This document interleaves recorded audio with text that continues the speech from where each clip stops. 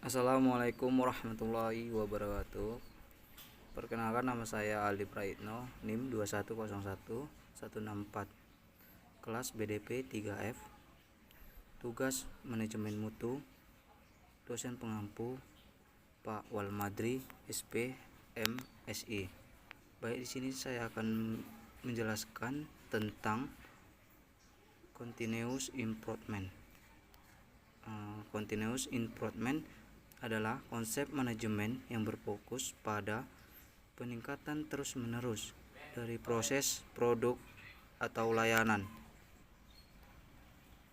Ini melibatkan evaluasi berulang terhadap cara kerja saat ini dan mencari cara untuk membuatnya lebih efisien dan efektif.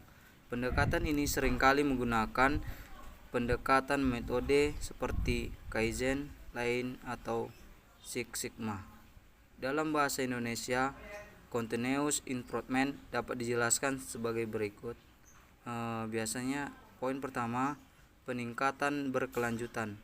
Peningkatan berkelanjutan adalah upaya untuk yang dilakukan secara terus-menerus untuk meningkatkan kualitas efisien dalam segala aspek pekerjaan. Di sini ada tujuannya, seperti untuk menemukan cara-cara baru dan lebih baik dalam melakukan sesuatu.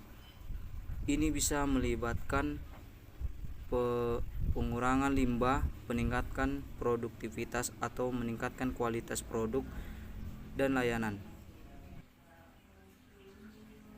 Proses ini biasanya melibatkan beberapa langkah seperti poin pertama, identifikasi area yang perlu ditingkatkan, seperti menganalisis data feedback untuk menentukan area yang membutuhkan perbaikan.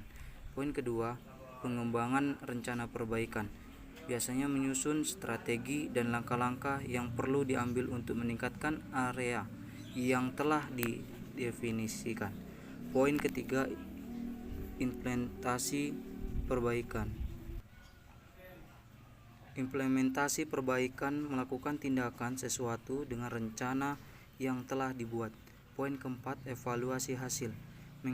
Mengevaluasi hasil perbaikan biasanya itu sangat penting dalam suatu perusahaan atau organisasi. Poin kelima, mengulangi proses. Mengulangi proses mencari area yang perlu ditingkatkan dan mengulangi langkah-langkah tersebut. Dengan menerapkan prinsip peningkatan berkelanjutan, organisasi dapat terus berkembang dan beradaptasi dengan perubahan serta kebutuhan pasar. Selanjutnya, saya akan menjelaskan tentang Six Sigma, yaitu metodologi yang digunakan untuk meningkatkan kualitas proses bisnis dengan mengidentifikasi dan menghilangkan catatan atau kesalahan. Pendekatan ini berfokus pada pengurangan variasi dan meningkatkan konsisten dalam proses produksi atau layanan. Nah, di sini pun sangat penting Six Sigma ini dalam perusahaan ataupun organisasi. Biasanya Six Sigma menggunakan alat statistik dan teknik pemecah masalah untuk mencapai hasil yang diinginkan. Elemen utama Six Sigma. Poin 1, definisi. Menentukan masalah atau area yang perlu ditingkatkan dan menetapkan tujuan yang jelas. Poin kedua, pengukuran. Measure. Mengumpulkan data yang relevan tentang proses yang ada untuk memahami kinerja saat ini. Poin ketiga, analisis. Analyzen. Menganalisis data untuk mengidentifikasi akar penyebab dari masalah atau variasi. Poin keempat, peningkatan. Mengembangkan dan solusi untuk mengatasi akar penyebab yang telah didefinisikan. Poin kelima, pengendalian. Memastikan bahwa perbaikan yang telah dilakukan tetap berlanjut dan tidak kembali ke kondisi sebelumnya. Ada beberapa manfaat Six Sigma. 1. mengurangi cacat dan kesalahan dalam proses. Kedua, meningkatkan efisien dan produktivitas. Ketiga, meningkatkan kepuasan pelanggan dengan menyediakan produk atau layanan berkualitas tinggi. Keempat, mengurangi biaya operasional dengan menghilangkan limbah dan mengurangi varietas.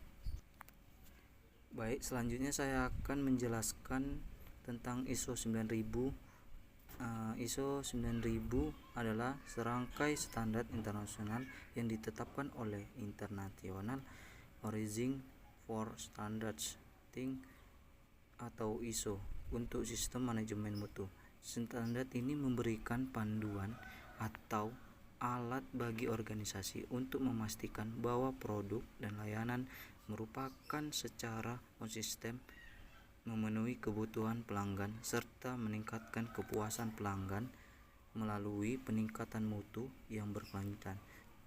Jadi, jika mutu tersebut berkualitas, maka pelanggan pun akan tertarik untuk membeli mutu tersebut atau barang tersebut. Ada elemen utama ISO 9000. 1. Fokus pada pelanggan. Fokus pelanggan yaitu sangat penting dalam organisasi, harus memahami kebutuhan pelanggan dan berusaha untuk memenuhi serta melampaui harapan mereka. 2. Kepemimpinan. Pimpinan harus memberikan arah atau tujuan yang jelas serta menciptakan lingkungan di mana karyawan dapat terlibat secara penuh dalam mencapai tujuan mutu organisasi dalam suatu perusahaan. Yang ketiga, keterlibatan orang lain atau disebut dengan karyawan di semua tingkatan merupakan inti dari organisasi, dan keterlibatan penuh mereka memungkinkan kemampuan mereka digunakan untuk keuntungan organisasi. Jika tidak ada karyawan, maka pekerjaan dalam perusahaan tidak berjalan dengan lancar.